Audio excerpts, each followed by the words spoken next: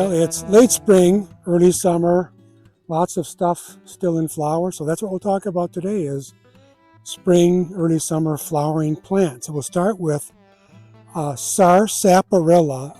Most people use the word sarsaparilla or just sarsaparilla. It's actually sarsaparilla, but sarsaparilla is more fun to say, I guess.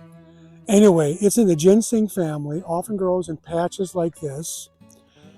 And when it first comes out in spring, most of them are fully leafed out already, but the younger ones have this nice glossy kind of maroon color in the leaves. They're very pretty when they first leaf out, and then they fully leaf out, and the flower cluster is hidden underneath, often goes unnoticed. It's a loose, round cluster of little white flowers. Those round clusters of flowers, that inflorescence in botany is called an umbel. If you've ever looked at an onion or an onion relative, they have an umbel inflorescence as well. So, but it's looser than you see on alliums and onions, but very pretty, kind of star-like. They eventually turn into a little dark blue, blackish fruit later in the season. Deer like it. I'm surprised they haven't fed more on these, but there are a couple over here that the deer have chewed on, and you can get a better look at the flower clusters. But it is one that the deer will munch on sometimes. But it will often grow in patches like this. Again, it's related to ginseng. I think the roots were used at one time to flavor probably sarsaparilla. I'm not sure about that. Anyway, sarsaparilla.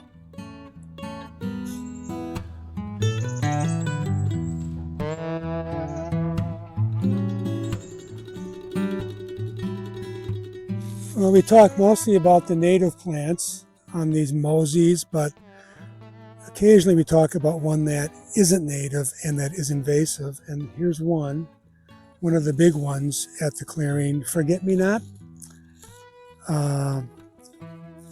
Yes, it has pretty flowers, and yes, it's, most people know it.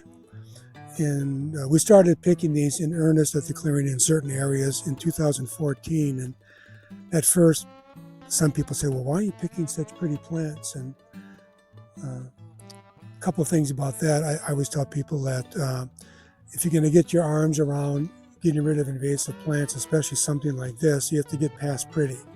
You have to get past that it's pretty. And I tell people wherever one of them is growing, and they can get quite big sometimes. There could be a trillium or a lady slipper or any number of other native wildflowers. And what's appropriate or what's nice in somebody's backyard garden in town isn't necessarily nice at a place like the clearing or another a natural place. So we pick them here. This one we missed last week. We started picking, this would be our third, with the volunteer crew, our third Thursday picking them this week, and then we're done. They're starting to go to seed, and we're done for this season. So we usually get 3 or 4 weeks, depending on the weather, for our picking season for forget-me-nots, and then we're done until the next year. But in the areas where we've picked them, this is year 11 or 12 in 2 areas, and then we started a couple other ones a year or so later, where they were just everywhere in those areas. They're almost gone now. You have to stick with it, and even a small one with 1 or 2 flowers is going to maybe set seed and drop it to the ground.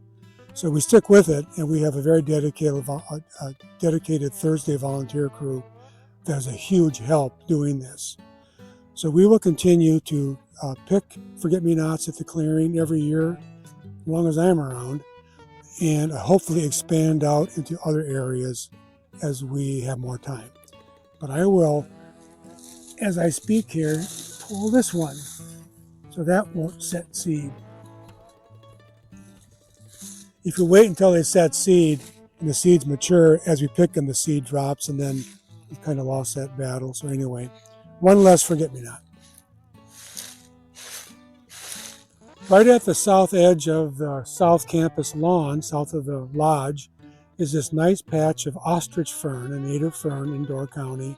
And this patch has been here as long as I've been at the clearing, which is now, I've been in Door County now 26 years. And this was a nice patch when I first arrived, so they can last for many years.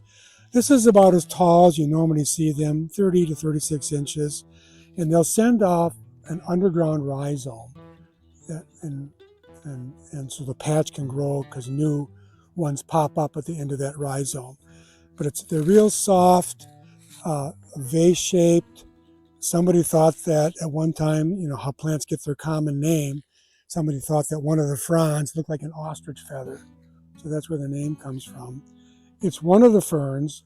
They all have little growth in spring called a fiddlehead. Looks like the end of a violin or a cello. And some fiddleheads are prized for culinary purposes. This is one of them. This is an edible fiddlehead. There are some others like bracken fern, which is the most common fern in Door County, where I've read and heard that the fiddleheads, if you eat, are carcinogenic. I know some people who eat some of them, but they don't overdo it. But it's one probably to stay away from. But this is the one that may be most commonly harvested for cooking. And if you're harvesting fiddleheads from a cluster of ferns, you don't want to take all of them in one cluster. Just take one or two and let the rest of them grow into a new plant. So ostrich fern.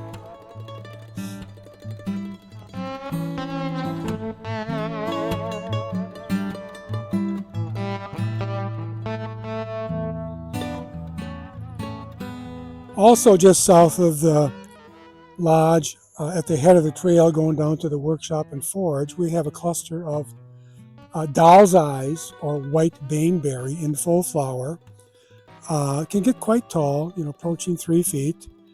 Kind of a loose cluster of attractive foliage and a cluster of white flowers at the top that if you get your nose in it, it smells like lemons. It's a really pleasant odor, but you got to get right next to it. And these flowers, which are very showy, will turn into a loose cluster of kind of porcelain white fruits. I think it's a true berry with multiple seeds inside on doll's eyes. It looks like a doll's eye, like an old-fashioned doll's eye. That's where it gets the name. But it's also called white baneberry, and baneberry refers to the fact that this is a poisonous plant. Wildlife can eat it, but people, well, they can, but they shouldn't, because this it's considered deadly poisonous, so you don't want to eat the fruit. Fortunately, the fruit is white, and little children that will go around picking stuff to eat in a garden or landscape are more likely to eat something that's purple or red, not white. But this is one to watch as a garden plant with children around. It's a wonderful garden perennial. I have it at home in several places. But again, you have to be careful. The fruit lasts a long time, and I noticed that like the fruits that birds really like the most, like dogwoods and viburnums, and some viburnums, the fruit will disappear very quickly. On this one, maybe it can affect certain birds or squirrels or chipmunks, whatever eats it, because they disappear, but they don't all go right at once. They disappear one or two at a time over the course of a week or two.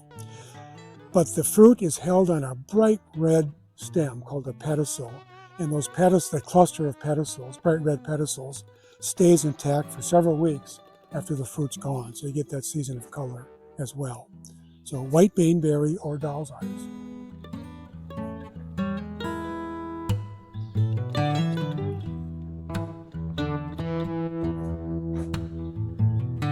Here's another one of our native ferns in Door County and at the clearing, not common like ostrich fern, or as common as ostrich fern, in very, very fine texture. This is bulblet, B-U-L-B-L-E-T, bulblet fern.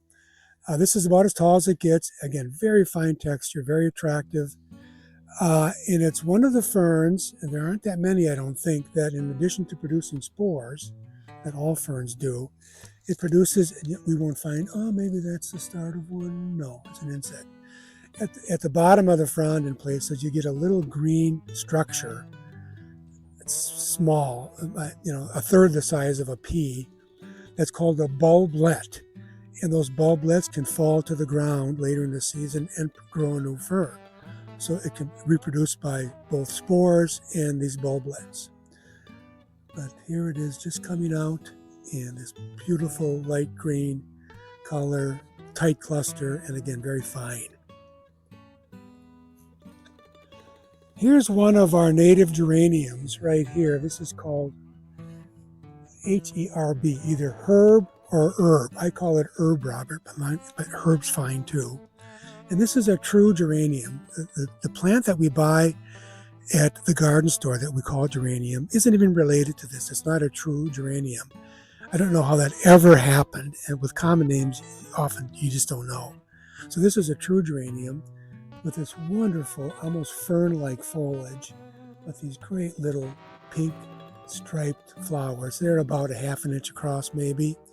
And they'll often have a very long bloom season. You see these blooming well past midsummer sometimes.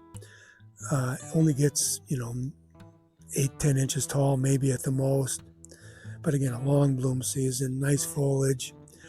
It reseeds itself readily, and as a plant in a fussy garden, it can become a little weedy, believe it or not, so people sometimes pull it. I have a couple places in my garden where I don't want it. I have places that I do want it, and I let it go. So it can be classified in that group of native plant that we term potentially nuisance native plant. Think of poison ivy, Virginia creeper, staghorn sumac, bracken fern, thimbleberry. There's a long list that can be either weedy, that's typical because they get weedy, or can get weedy, Canada goldenrod. But in some cases, it's because they cause a problem on you, like poison ivy. But this is herb Robert or herb Robert.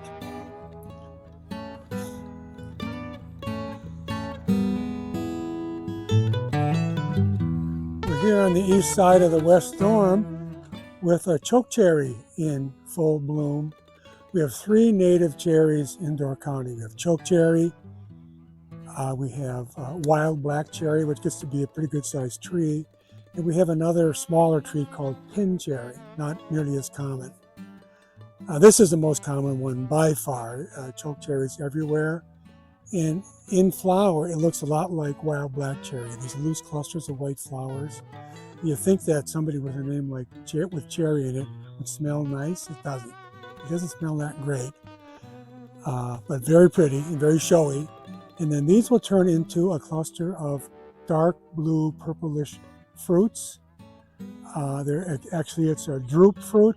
It's a fleshy fruit with 1 seed inside. And those will ripen later in summer, and they're just relished by songbirds. They don't last long because the fruit is so attractive to songbirds. So a great wildlife plant, beautiful in fruit, beautiful in flower, beautiful in fruit, and very common in Door County. Common chokecherry.